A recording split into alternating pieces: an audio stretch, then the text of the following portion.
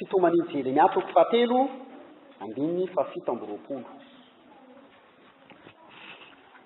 tsara amin'ny olona tsara ho an'ny olona ny mitondra zioga amin'ny fahatanorany mitoetra irery izy ary mangina satria mitondra izany eo aminy manoka ny vavany eo amin'ny vovoka izy angamba isy antenaina manolotra ny takolany ho amin'izay mamely azy izy ka feno latsy fa tsy anary mandrakizay mitompo ka na dia mampahory aza izy dia mbola iantsa ihany araky na lehibeny ny famindram-pony fa tsika ny mampahory na mampalahelo ny zanak'olombelona.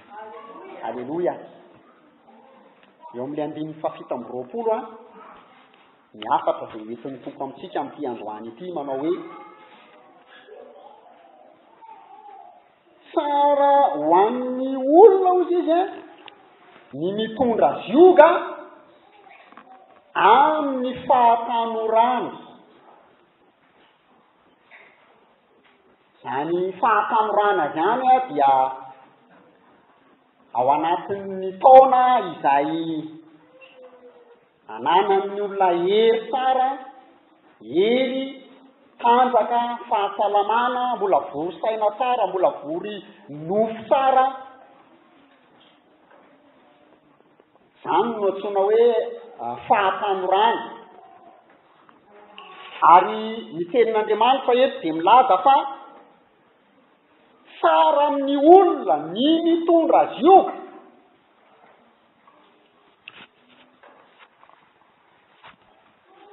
raha ao amin'ny baiboly ao dia ny tevoly dia indraindray mampitondra zioga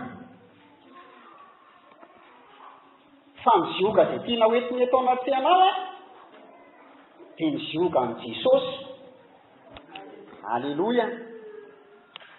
Zao no nambaran'i Jesosy indray mandeha manao hoe mora ny zioga kosa izy ary maivana ny etao.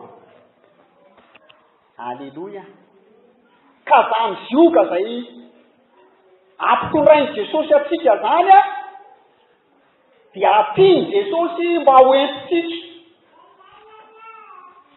Fa zao ny voalaza eto hoe tsara amin'ny olona ozy izy ny mitondra zioga amin'ny fahatanorany. Ary androany tsika dia hijery tanora ao amin'ny baiboly izay efa diso fantatsika loatra izay azo lazaina hoe tena nitondra zioga tena nitondra zioga tokoa io tanora zazalahy io kanefa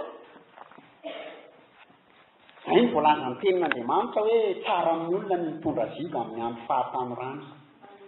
Aleloia. Tsy iza izany fa Josefa. Rehefa tonga ny an-trano ianao dia vakio ny tantaran'i Josefa ao amin'ny Genesis 7:30 ka hatramin'ny Genesis 10:20. Afangaro ny tanan'izay mahafantatra ny tantaran'i Josefa. Afangaro ambony tsara.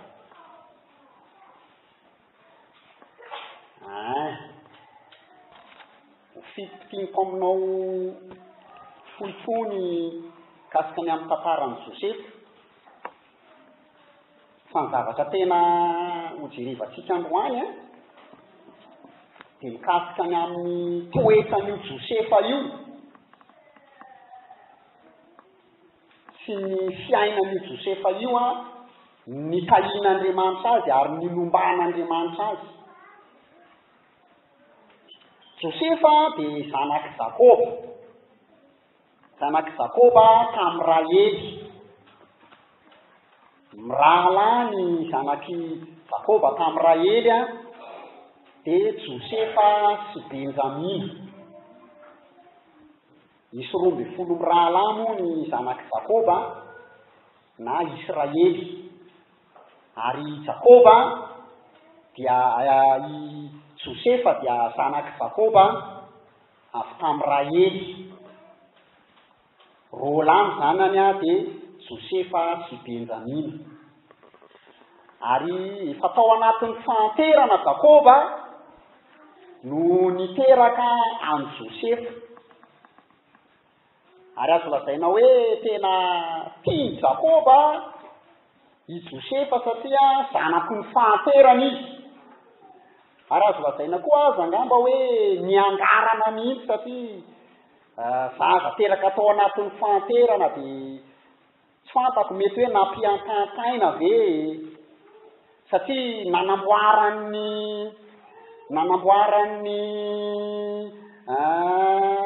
rainy akanjo manokana mihitsy Josefa.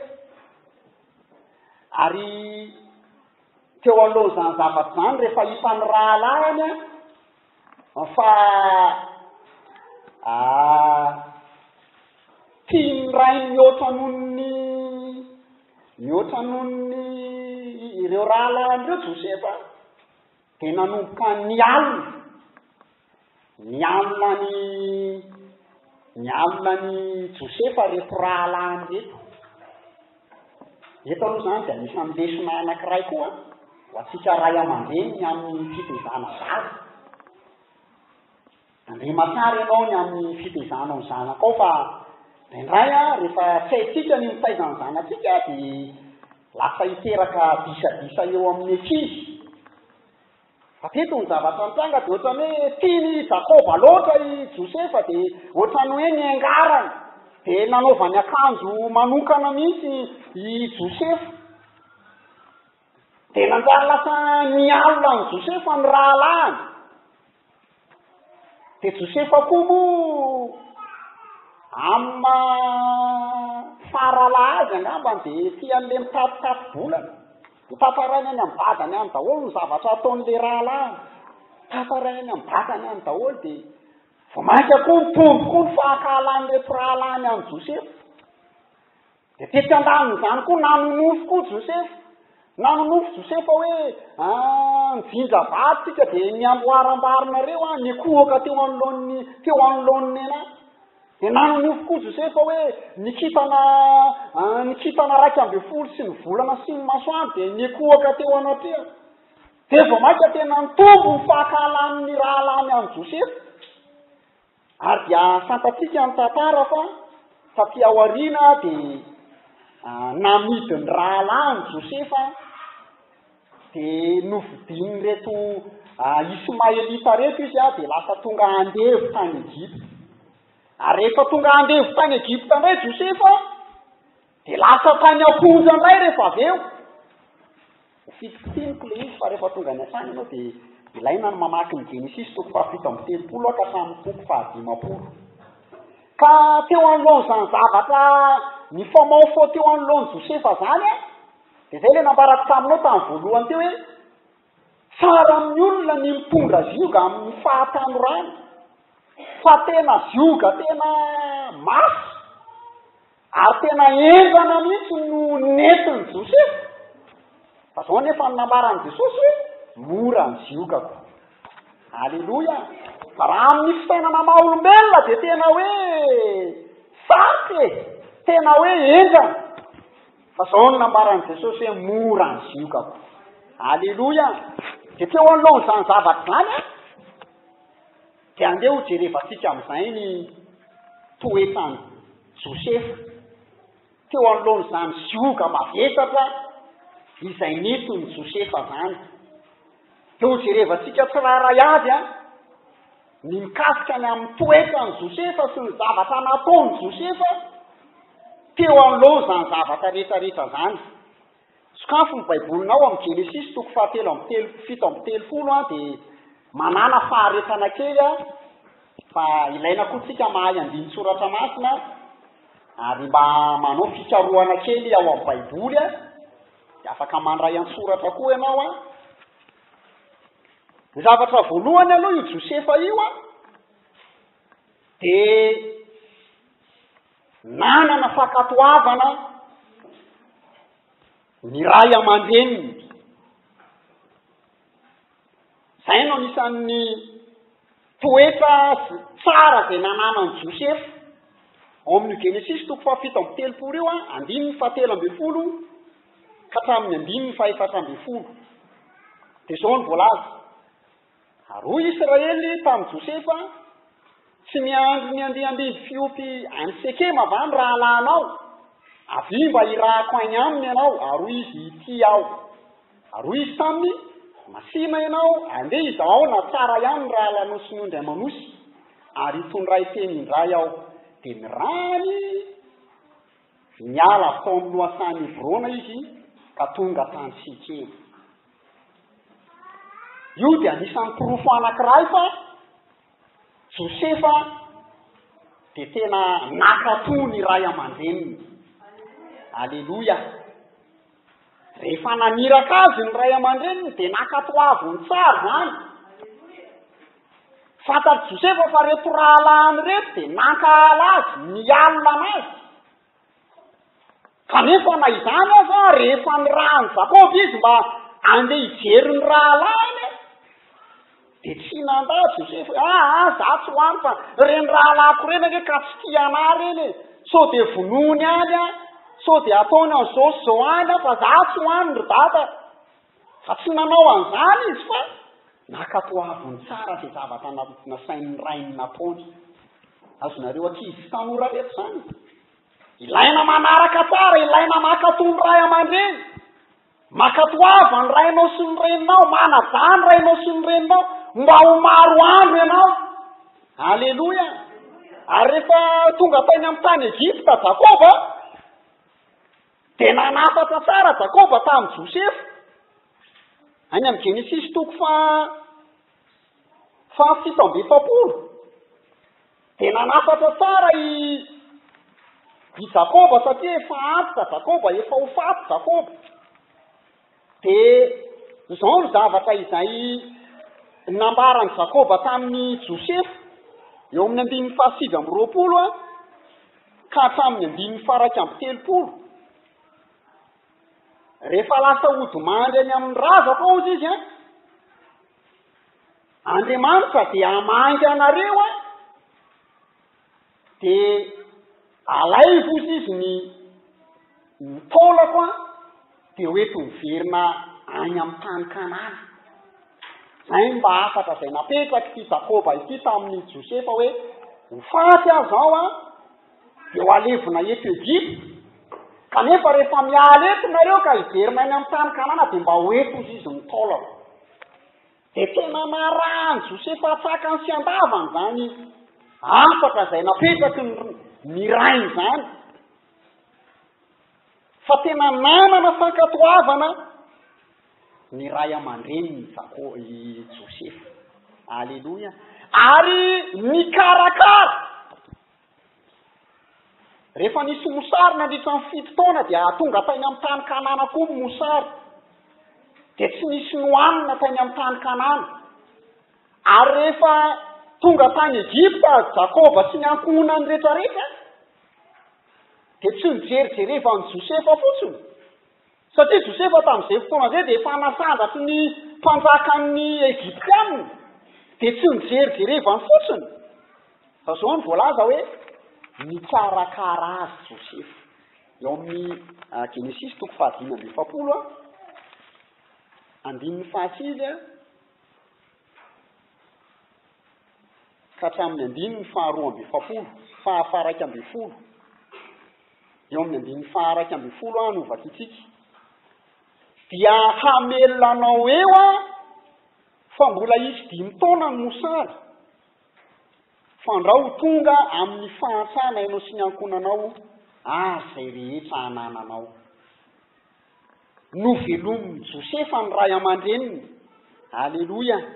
Eo amin'ny toko fahadimapolo andininy fahadimy. Dia izao ny voalaza. Eo amin'ny toko fahafito amby efapolo andininy faharaika amby folo sy faharoa amby folo. Dia nampinenin'i Josefa ny rainy sy ny rahalany ka nomeny zaratany tao amin'ny tany Egypta dia tao amin'ny tsara indrindra tamin'ny tany dia tao amin'ny tany Ramsesa araka izay efa nandediny Farao dia novelominy Josefa tamin'ny anina ny rainy sy ny rahalany mba miankona ny ray nrehetra araka nisan'ny fianakaviany azy. Zany hoe io Josefa io zany a dia tena hoe nihevitra ny ray aman-dreniny. Aleloia! Tena nanaja tsara ny ray aman-dreniny izy ary tena nikarakara ny ray aman-dreniny. Amin'izao fotoana zao any ampitan-dranomasina any dia rehefa antitra ny olona, rehefa antitra ny ray aman-dreny dia alefa any amin'ny fitezana biantitra.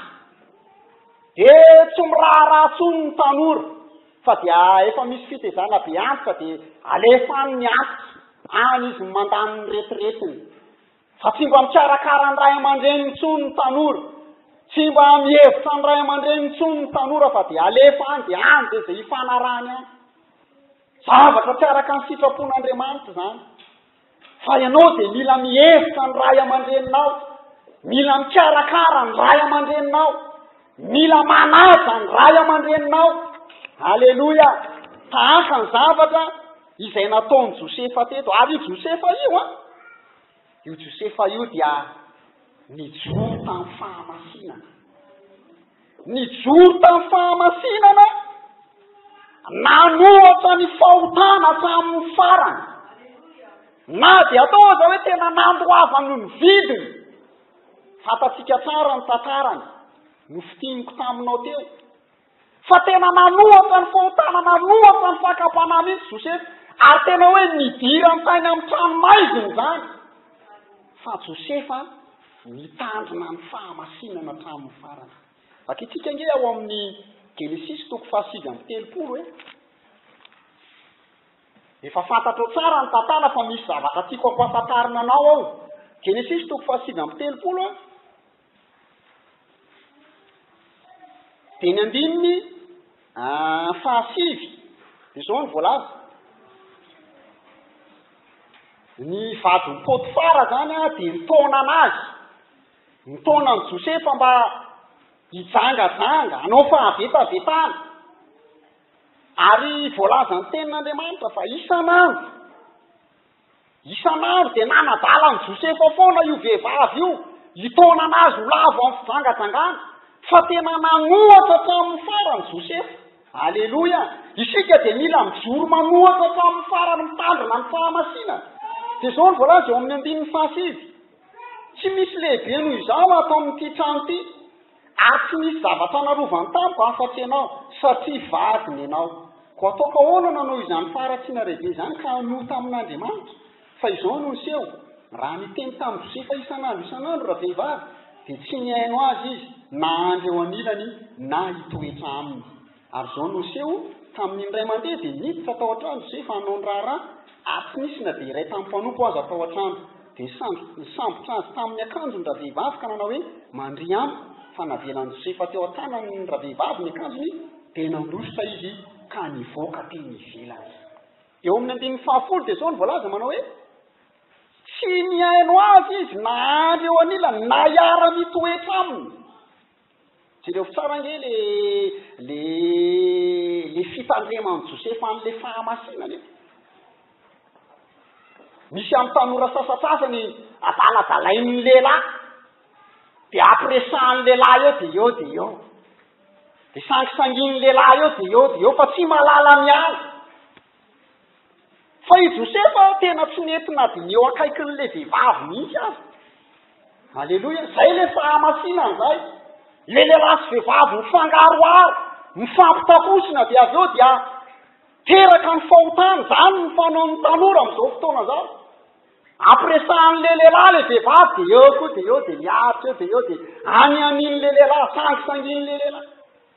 Fa i Josefa tena nitandrina ny fahamasinana. Tsy nanaiky hipetrapetraka eo akaikin'le vehivavy zany izy, fa nitandremany tsara ny fahamasinana. Ady anotoeriny hatramin'ny farany zany. Aleloia! Ka ilaintsika mitandrina fahamasinana tahaka an'izany. Lehilahy sy vehivavy mifampitakosokosona, mifananiano, mifampisangisangy, tsy fahamasinana zany. Zany ange natony mahatonga atsika eto amin'ny fiangonana misaraka ny lehilahy dia misaraka ny vehivavy. Aleloia! Ny rahalahy samy rahalahy dia miaraka manao asan'Andriamanitra. ny rahavavy samy rahavavy fa zany zavatra zany dia efa notandremany Josefa tany am-boalohany. Jereo fa efa tamin'izany fotoana zany izao fotom-pampianarantsika zao. Tsika nge manana fotom-pampianarana marina ara-baiboly. Fa tamin'izany fotoana zany Josefa dia efa nitandrina ny fahamasinana. Tsy nanay kitakosokosona tamin'ity vehivavy ty na dia efa nitaona azy isan'andro isan'andro ary teto amin'ity toerana ity moa dia tena lasa mihitsy izy nandeha nitsoaka satria nosavian'ilay vehivavy izy. Fa tsy nampaninona anazy na dia tavela teo ary ny akanjony fa lasa izy nandeha nitsoaka.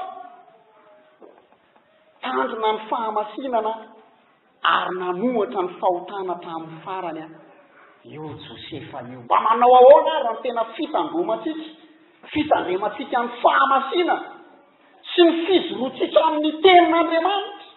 Zay nge le nambarako taminao tamin'ny voalohany hoe ny tsika tena iainana mihitsy n'le tenin'Andriamanitra.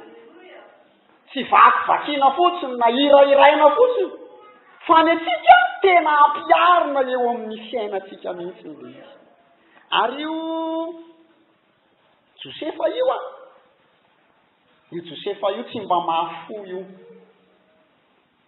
Fa io Josefa io nanana fo mangorakoraka. Io Josefa io nanana fo mamindra fo. Aleluia. Io Josefa io nanana fo mahay mamela heloka. Tena enjana nge zavatra nataon'ny rahalany tamin'ny Josefa. Hoe tena namidy rahalanao zao hoe dia nivarotra anao andiny. Tena enjana.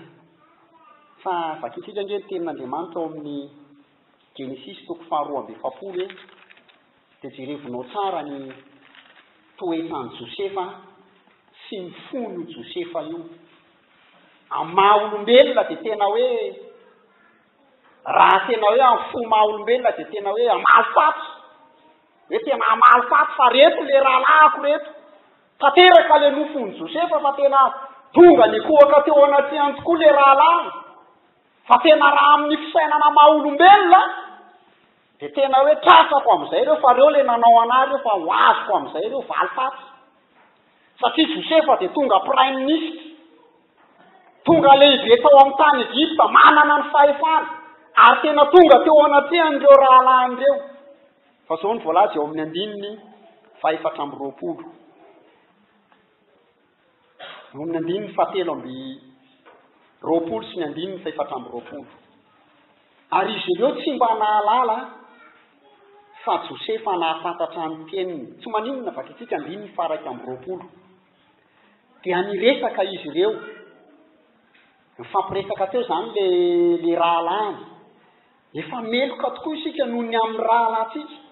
Satria nahita ny fahorian'ny fanahiny isika. Raha nitaraina tamintsika izy nefa tsy mba niaino isika.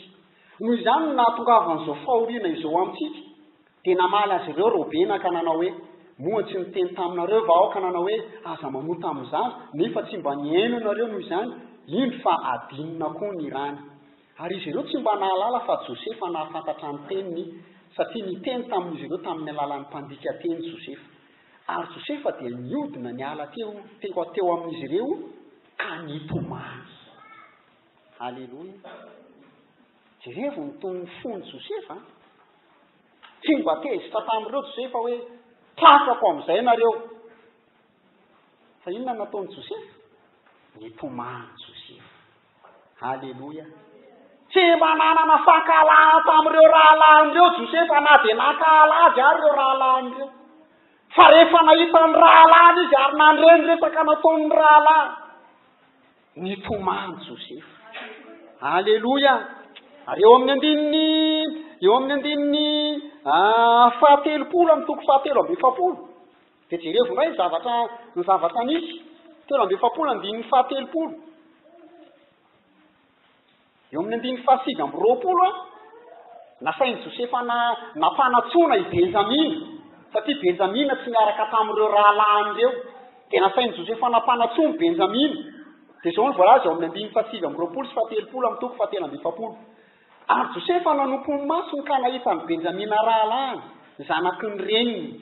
Dia hoy izy, io vany zandrinareo faralahy izay nolazainareo tamiko sady hoy izy Andriamanitra ne anisy soanao anaka dia miala faingana Josefa fa nangorakoraka tao anatiny fa nangorakoraka ny tao anatiny noho ny rahalahiny dia nitady izay hitomany iny izy dia niditra tao anefitranony izy ka nitomany tao.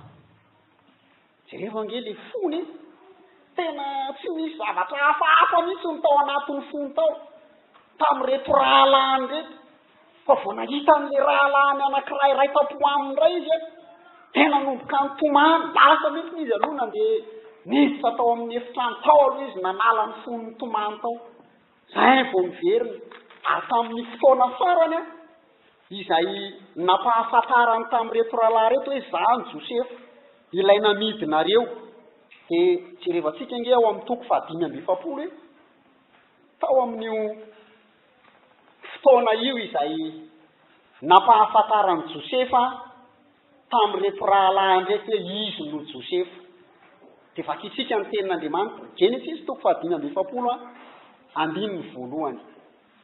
Ary Josefa sy nahatsindry ny fangorakorako ny fony teo anatrihan'izay rehetra teo aminy dia niantso izy ka nanao hoe avoainy ny olona rehetra hiala eto amiko ary dia tsy misy olona na dia iray aza nijanona teo amin'ny Josefa raha nanao izay ahafantarany rahalahiny azy izy dia nitomany mafy izy ka reny ny Egiptianina sy ny tao an-tranon'ny Farao ary io Josefa tamin'ny rahalahiny izao no Josefa mbola velona ihany vany raiko ary tsy nahavaly azy izy na tsy nahavaly azy ny rahalahiny fa verevitra teo anatrihan'ireo ary io Josefa tamin'ny rahalahiny masina ianareo manatona dia nanatona ireo ary io Josefa izao no Josefa rahalahinareo izay namidinareo aty Egipta ary ankehitriny aza malahelo natezitra amin'ny tenanareo noho ny varotanareo ahy fa hamonjy aina ny nampandehanan'Andriamanitra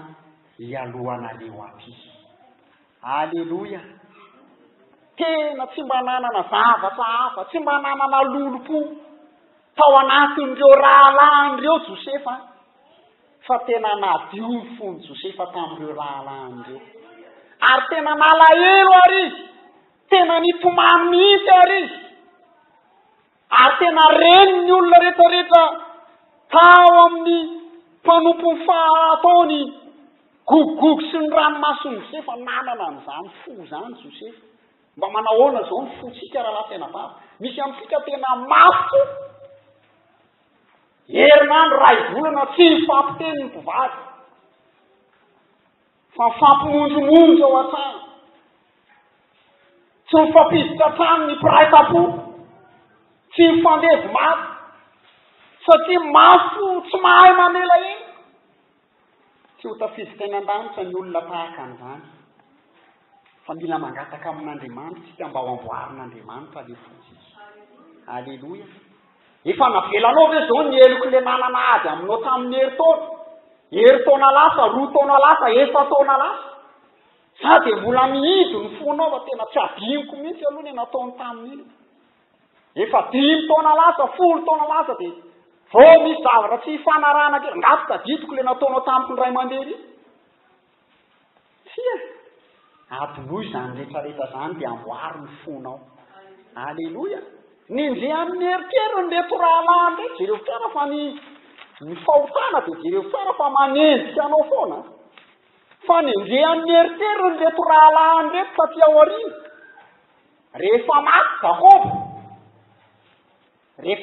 Jakoba dia maty dia nindre amin'ny herikeriny le rahalahy iny fa maty zao tiako izy dia nindre amin'ny herikeriny le rahalahy hoe tena ho avy amin'izay Josefa zao ampahory atsika fa efa maty dada fa ena maso any dada ihany no angambo amin'ny mety namelomany atsika teto fa efa maty zao dada dia tsika samy zanaka tsika fa tena ho amaly-faty amin'izay angamba amin'izao Josefa io dia nindre amin'ny herikeriny le rahalahy Josefa dia zao ny voalaza ao amin'ny Genesis toko 5:20 Genesis toko 5:20 dia 7:20 9:20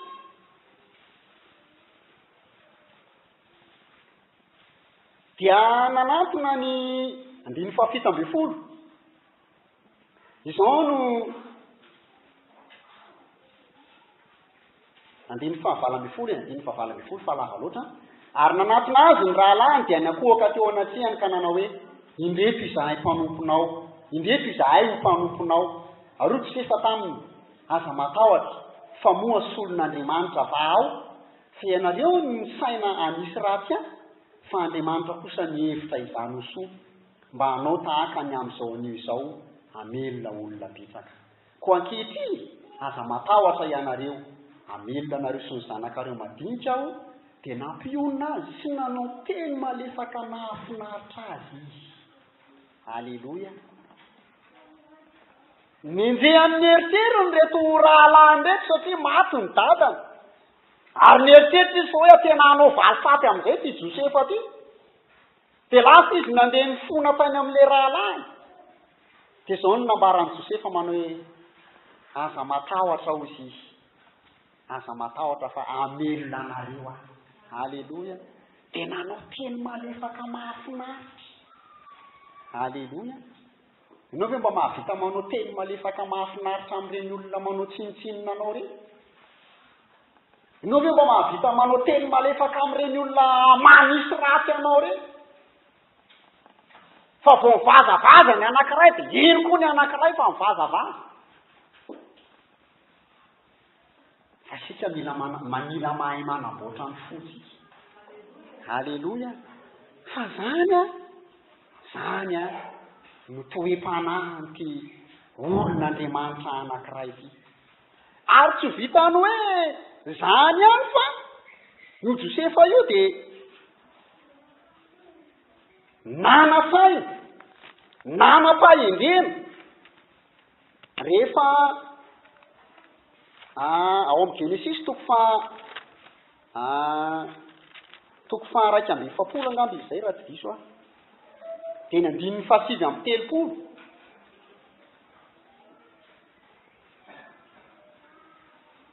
Genesis toko voalohany 9:7 ary hoy faharao tamin'i Josefa 9:7